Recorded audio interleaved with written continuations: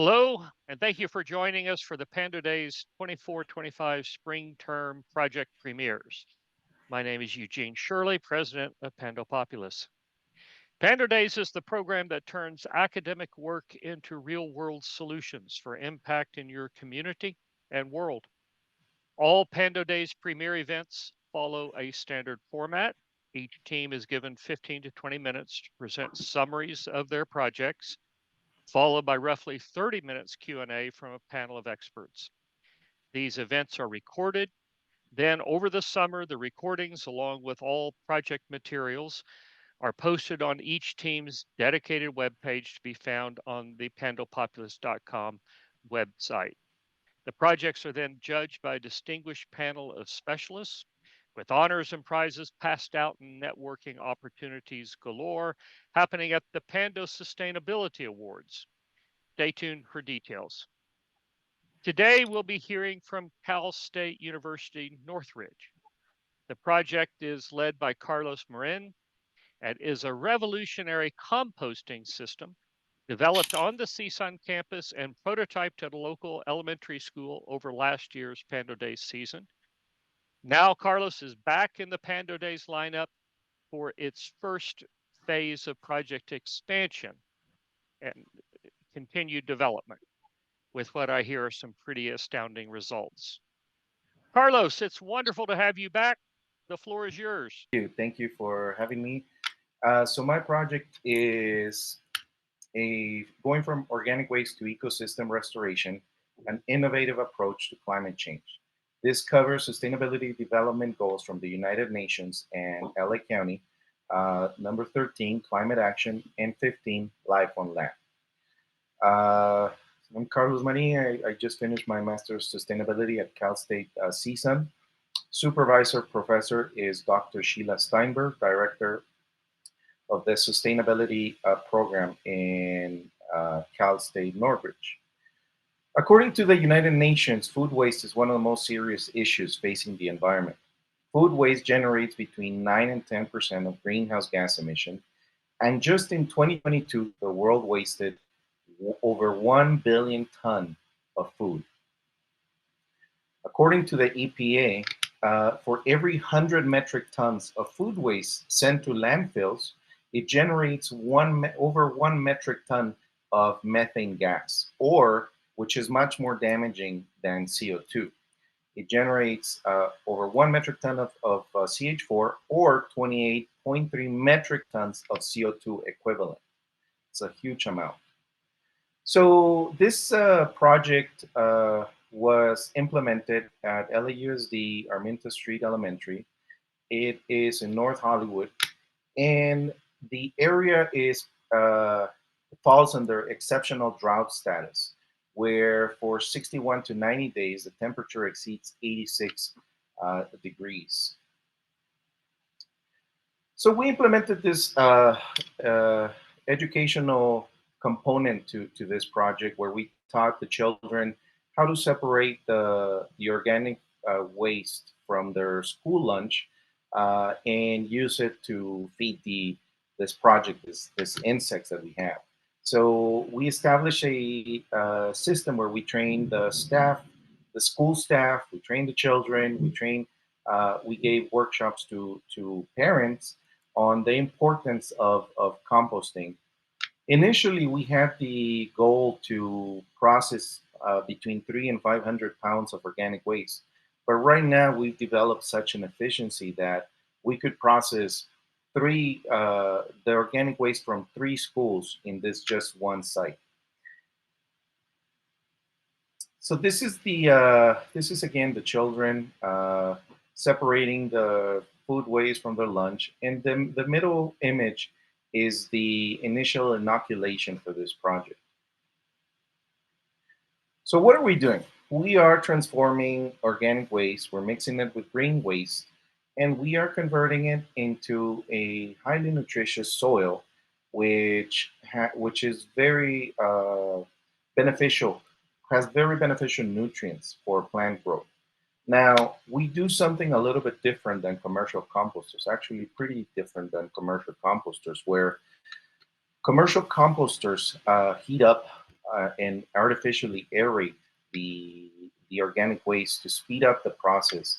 And in that process, they're essentially sterilizing the soil. What that does is it essentially eliminates or kills the microbiology that is essential to provide nutrients to soil. So we did this project using three different biological agents. So we use the black soldier fly, we use the commonly known Raleigh pollies, and we use red wigglers.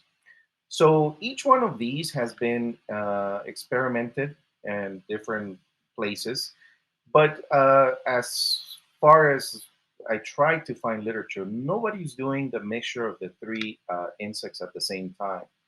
And each one of these insects provides a key nutrient or a key benefit to the processing of soil. It's important to note that commercial composters heat up their organic waste and keep it between 120 and 145 degrees for about 15 days. So essentially sterilizing the soil. These insects don't survive past 85 to 95 degrees. So they're essentially creating conditions that are not uh, beneficial for this essential microbiology. So what are some of the, this is the site. Despite being so small, can you believe that in only 90 square feet area, we have been able to process over 5,000 pounds of organic waste per year. So in this tiny area, we have processed over 10,000 pounds of organic waste. That is the weight of about four small cars. Uh, so what is a little bit of the science behind it? So composting essentially stabilizes the organic waste and transforms it into a nutrient-rich soil. One of the most important benefits, it once you have the literature shows that once you have a mature compost, it creates a biofilter where it essentially mitigates the greenhouse gas emissions that would be emitted if the organic waste was simply uh, on in the open. So we have the rather than the greenhouse gas emissions going to the atmosphere, we have them contained and mineralized in the soil, and that creates a very beneficial environment for the insects um, in a very nutrient-rich soil capable of holding lots of water. So another very important element of composting is that by using the literature shows that by using red wigglers, it has the potential to suppress pathogens. So the worms actually have like microbial properties to clean up the soil. The the Raleigh polys, for example, they clean up the heavy metals from soil, a small percentage, but they essentially store it in their shells.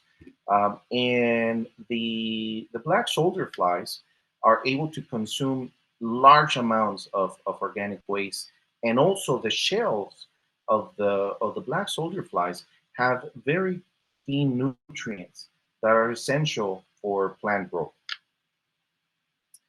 Now, why is that important? Well, Dr. Professor David Johnson, the Director of Sustainability for Chico State and New Mexico University, he's one of the leaders in the regenerative agriculture.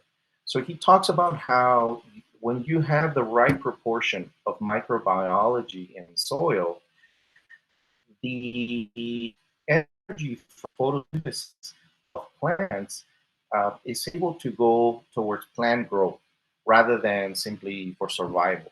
So when you have the right combination, the right proportion of microbiology, 55% of the capture energy goes into biomass development.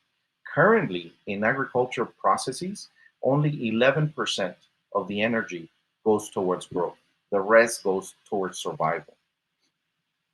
So this is what we did. We did lots of soil analysis, and if you see the two on the left, these are just soil samples that we took in the sites where we implemented the organic waste processing method.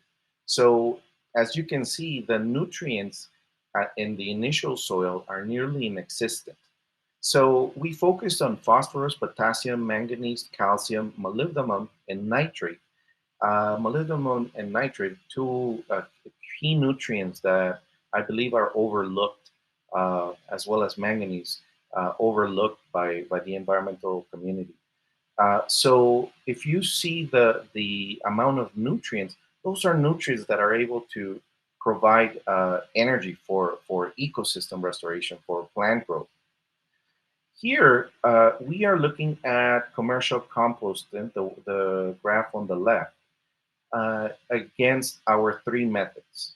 So in calcium, it's interesting that the commercial compost has much higher nutrient of calcium, but in everything else, the our method has slightly higher. So despite the fact that these are uh, key nutrients, so all of these that the numbers are comparable, there's a big difference. So two key nutrients, molybdenum and manganese, and as well as nitrate, are much higher in our methods than in the commercial composters.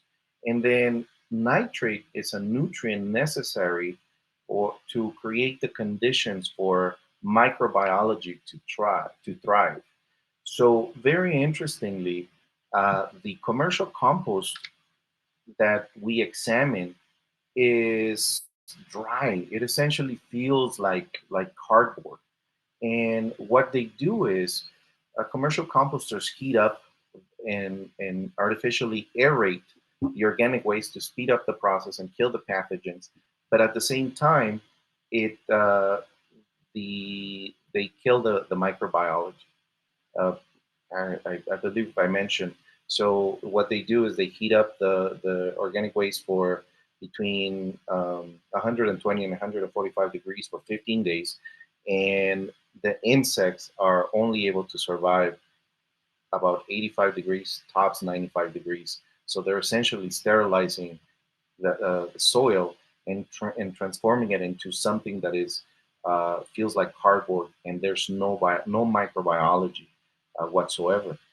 Another interesting fact is that the state of California, Cal Recycle, has spent $11 million putting down fires at commercial composting sites in California. And I'm not criticizing the composting facilities; they're great. It's better than not doing what they're doing. But I think it's time to do a change, considering the really bad situation that California is going through with the drought. So our process additionally does not use any water. Commercial composters use a lot of water and a lot of electricity to process to heat up that composting process. We don't do any of that. And as you can see, the nutrient content is higher in the majority of the nutrients, with the exception of calcium, which uh, still to be explained.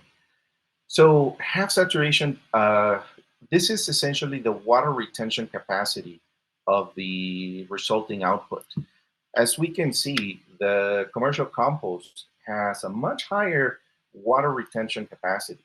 But that's not always necessarily a positive thing, because like I said, you're essentially creating something that feels like like dry wood, and of course it can absorb, but that doesn't mean that it has the nutrients necessary for a healthy ecosystem. So we were able to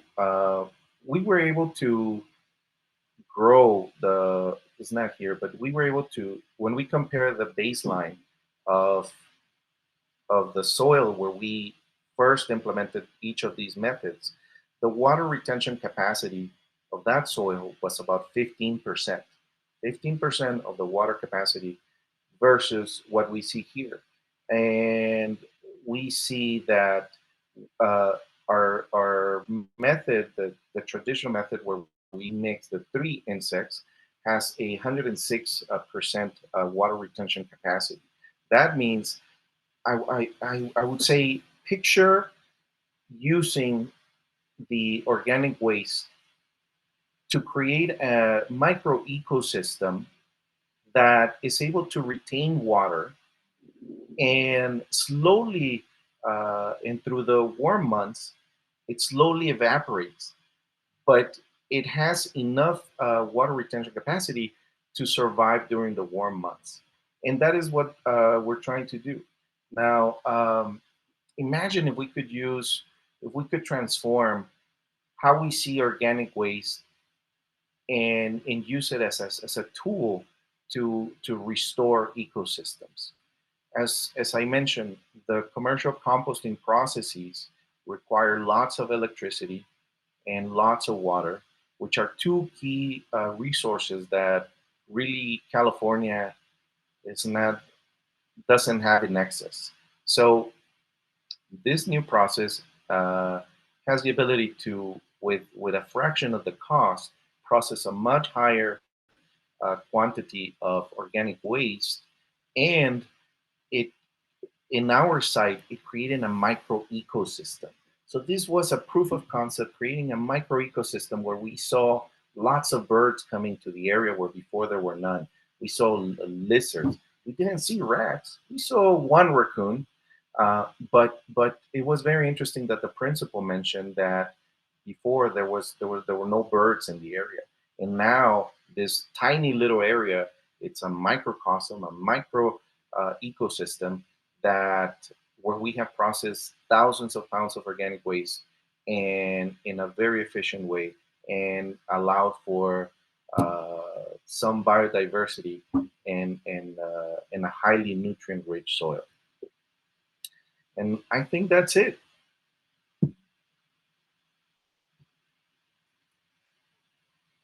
Okay. Thank you very much, Carlos, for that. Extremely exciting and very interesting. Carlos, if you would, just before we turn to the panel, would you tell us just a little bit about where the project is now, as far as not so much about the science, but about just the prac what is happening on the ground as far as expanding your model and getting it used in key locations? Yes, so very excited that I created a nonprofit out of this project. It's called New Earth Regeneration Initiative, uh, where I was able to form partnerships with a couple of organizations that are supporting this project.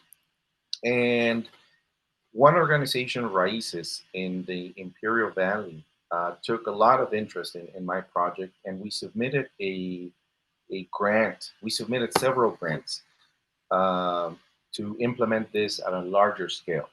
And right now, we were fortunate enough to be approved by the Southern Border Coalition, which is part of the First California Jobs, to implement this process at a much larger scale, uh, and train people on how to do these process and give them the skills to implement this in schools in the area, in businesses.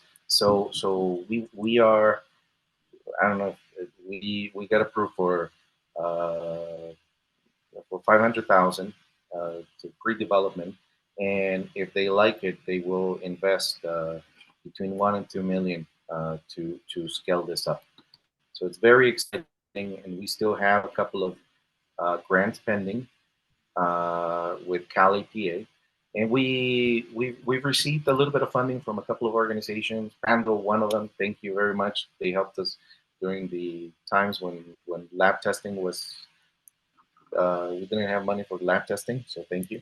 And and a couple of other organizations we just received from the J Marine Foundation.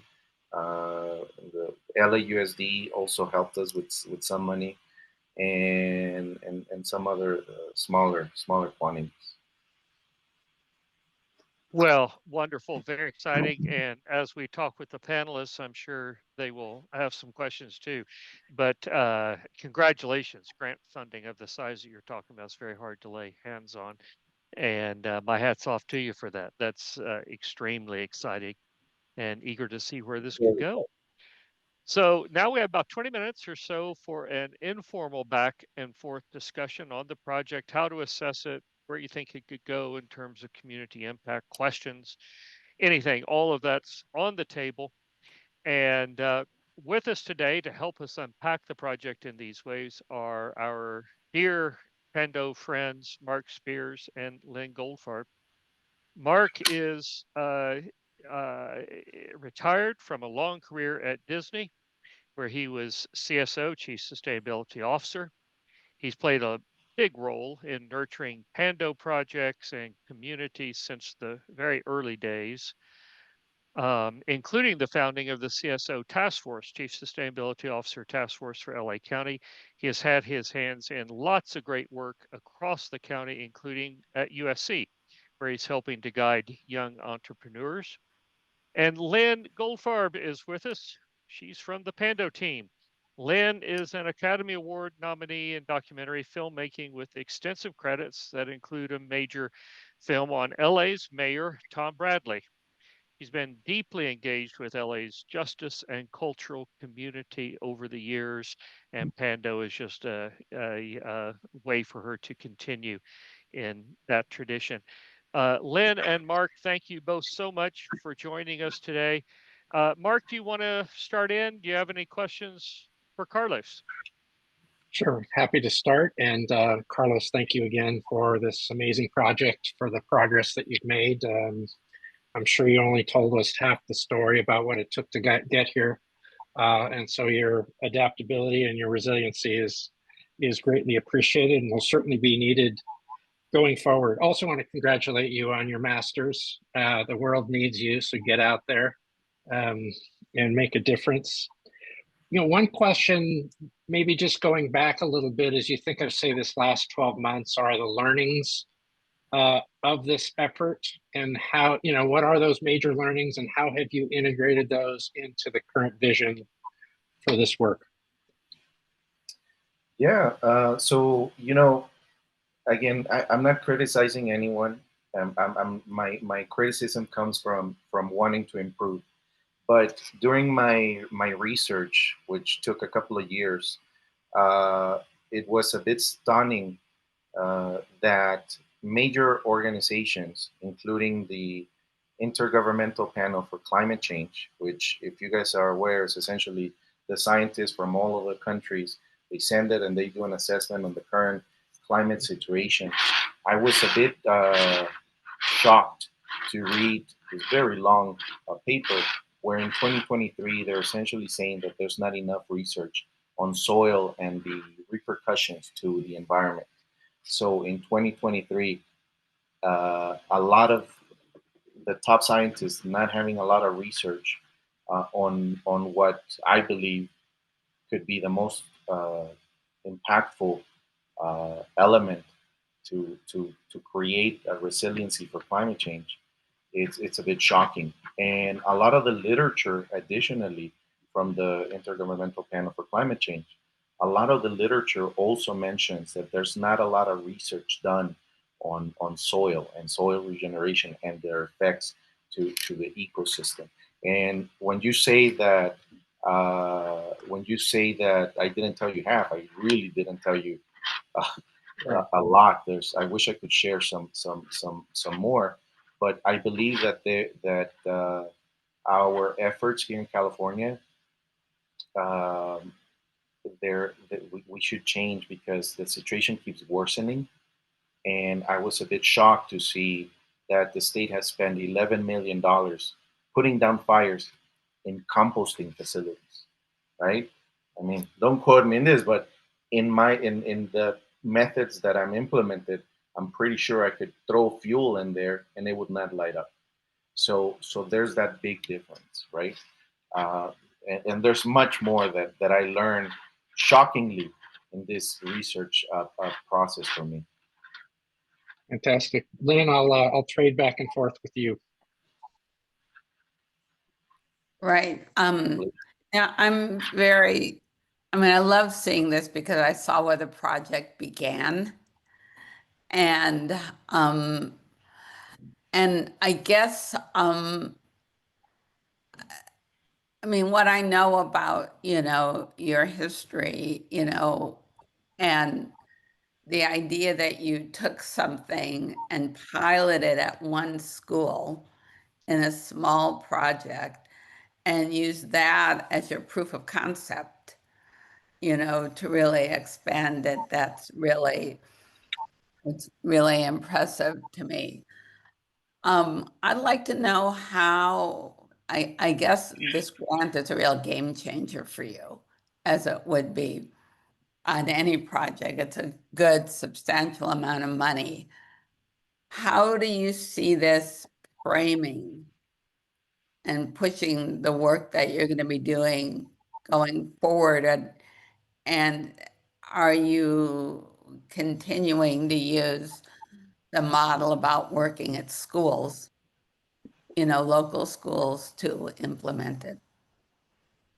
So I would love to implement this in every LAUSD school because, like I said, this proof of concept has demonstrated that we are able to process the entirety of the food waste, thousands and thousands of pounds, on site in a tiny little area. And what does that mean? That means that there's no traffic with trucks hauling from here to Vacaville just to go and take it and heat it up. And unfortunately, I think there's a lot of contracts and bureaucracy, and but this is something that currently I don't think we have the luxury right now to continue not doing something important. We need to change what we're doing. So I'm sorry, digressing. So I would love to implement this in more schools. I would love to implement this in a much larger scale. And the funding that we receive is just that. So we are going to implement a proof of concept at a much larger scale, where we are going to try to use 1 acre of land in the desert, and we're going to use, without the addition of water, we're going to try to restore an ecosystem in the desert, planting drought resistant plants without additional water. So if it happens, as you can possibly imagine, there's a possibility of fail, but I feel pretty confident that it won't. And if you understand that, you see that the ramifications of that would be significant, not only at a county or state or country. This could be implemented nearly anywhere in the world. And actually, I'm here in Colombia because I wanted to see some of the sustainability work that some organizations are doing. So hopefully, we're able to scale it and it works. So in doing this, I mean, you're going to be doing this and scaling it up. You're talking about doing it both in the Central Valley and in LA and in the desert. Is that? No, right now we still have the site at the school. We hopefully will have a meeting with LAUSD to implement this at more schools. And in a 90 square feet area, we were able to process more than 10,000 pounds. That means we could process the organic waste from each one of the schools on site in a tiny little area without creating odors, without creating hassle. It's just we just need to switch and the current methods. So we are the right now the funding is going to be used to implement on a larger scale in Imperial Valley, one of the hardest areas in the world. We got the mayor of Browley to write a letter of support, and I believe that contributed to us getting the funding. Lots of work, but I feel I truly believe that I'm a really good salesperson, and in all honesty, it's been very hard to sell this because it doesn't have the shiny stuff that technology has, and the bling that a lot of people and environmentalists want to have. This is not exciting, this is not sexy, but I truly believe that this is very important. Carlos, Okay. can I just, or Lynn, I don't want to Yeah, no, interrupt please. a train of thought. Carlos, could you unpack for us just because you've mentioned a few times the importance of this system for water retention, and you're talking about how it is apparently unique for not needing the addition of water. And you're talking about field testing it in the Imperial Valley, which is, for those who don't know, very dry. And so, and you're again an acre of land that's extremely arid. So, would you unpack for us just how this works from a water standpoint, water retention, and et cetera? Yeah. So the nutrient rich soil generated by this process is exciting. It's a lot of very important nutrients. But to me, the most important element is the water retention capacity. So, uh, Gabe Brown, another uh, regenerative agriculture person, uh, talks about how he bought a field of land, and by restoring the soil, he was able to retain hundreds of millions of gallons more by simply improving the condition of the soil. So that is something that we kind of want to do. So we want to use the organic waste, a big problem for cities, for towns, for counties, and we want to use that to transform the soil and turn it into a sponge full of nutrients where the water will be retained there in the area when it rains, and it will the goal is that it remains there for a long time. So this guy Gabe Brown, for example, presented that he bought 50 acres of land, and he did the soil analysis. And in that 50 acres of land, he was able to, I don't remember the exact numbers right now, but the before and after, he was able to retain 300 to 400 million gallons of water more by simply restoring the soil. And that is what we're trying to do. We're trying to restore soil by using the water in the organic waste. So there's about a 70% reduction in in uh, in in organic waste. So 70% is it's water. So what we're simply doing is we are slowing down that process of evaporation so that it evaporates slowly, and we create a layering of compost that prevents that from escaping. However, it does escape, but much slower.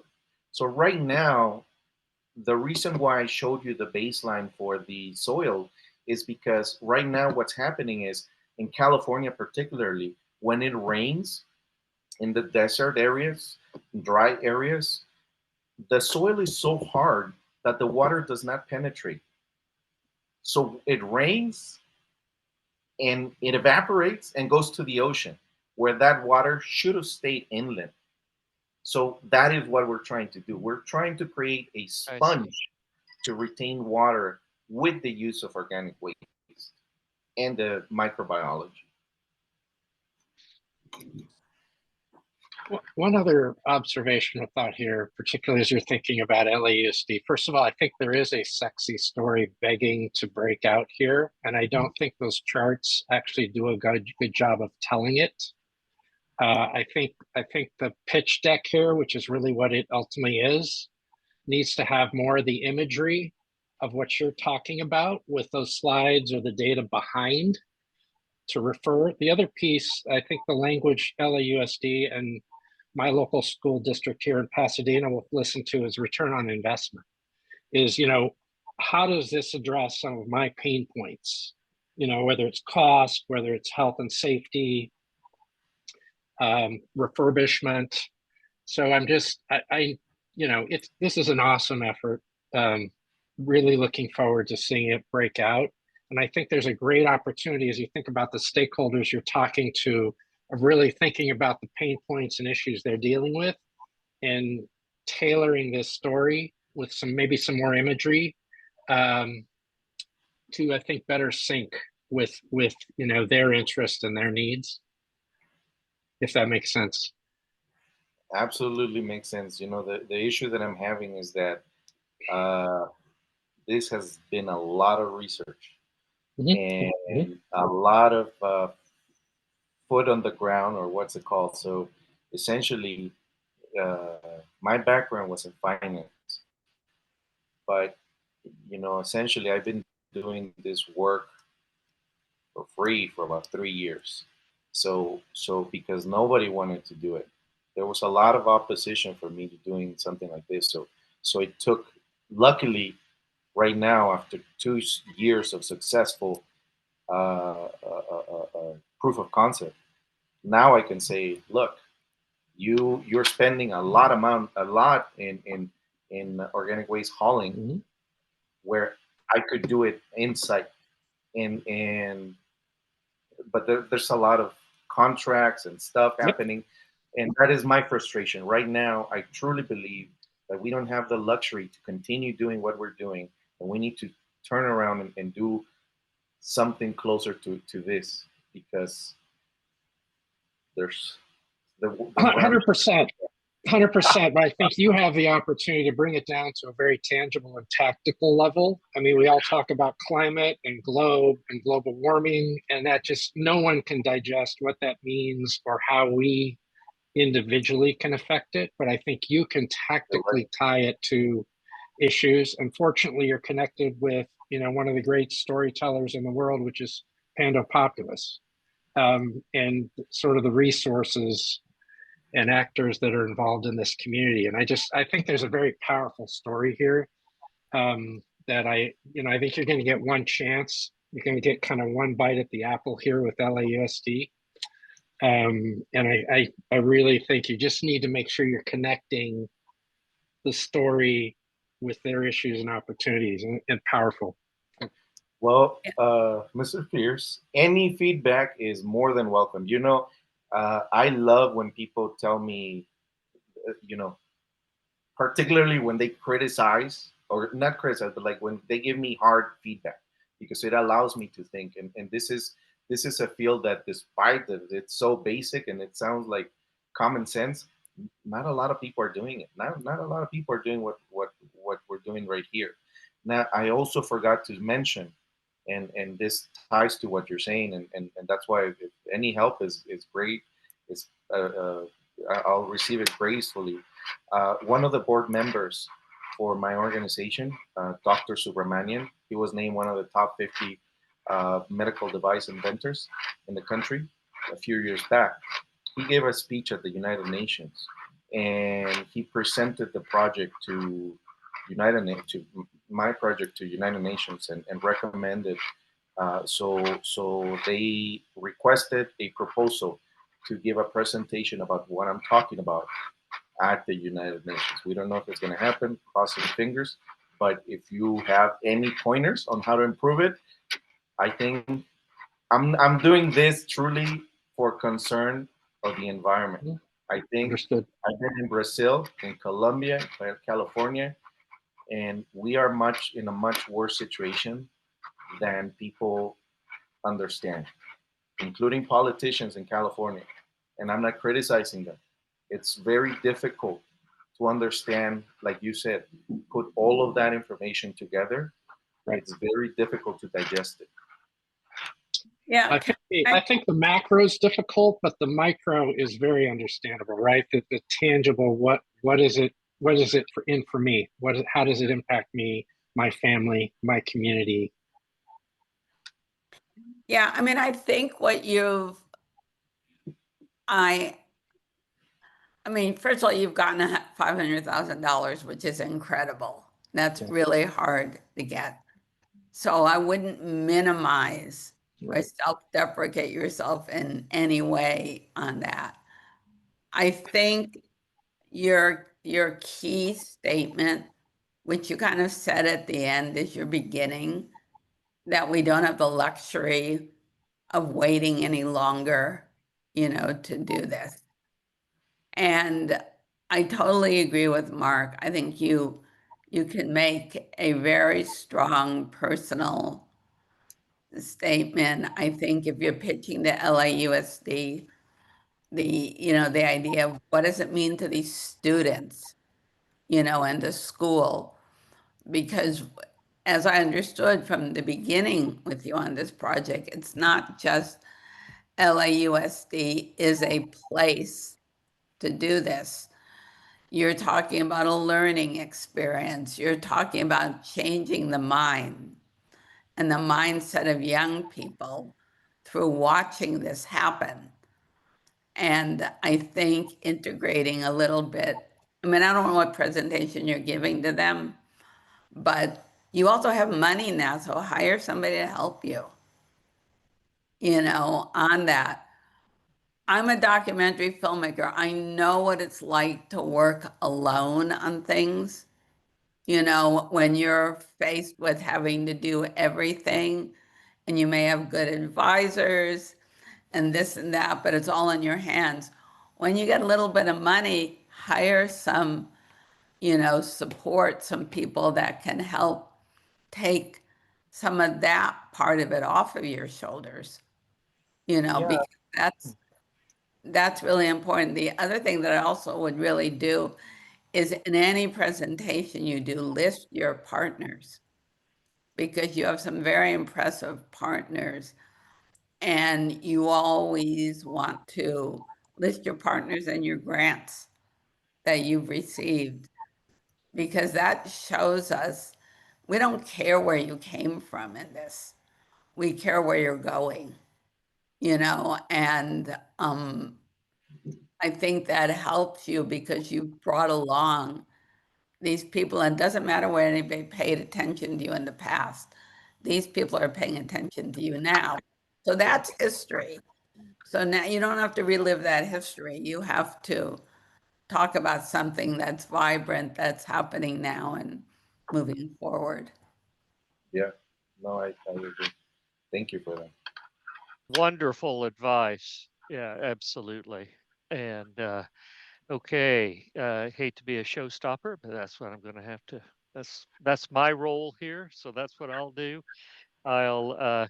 It's such an interesting project. I was just clicking off the ways in which my understanding that this is unique, from being able to be a useful composting solution for anything from meat and dairy, to its biodiversity effects, to the way that it has such an interesting relationship with water, has does a better job of dealing with smell, and on and on. So I can see why you've been successful, and we've been delighted to have been a vehicle in that success, and we wish you all the best going forward. Thank you, Mark and Lynn, so much, as always, for your perceptive comments and observations. Carlos, to you and Cal State University Northridge team.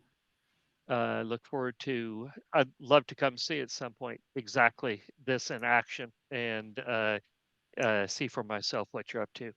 Our next premiere event is in a couple of days, taking place this Thursday, May 29 at 9 a.m. We'll be hearing from Cal Arts, California Institute of the Arts. Thank you for joining us, and Pando on.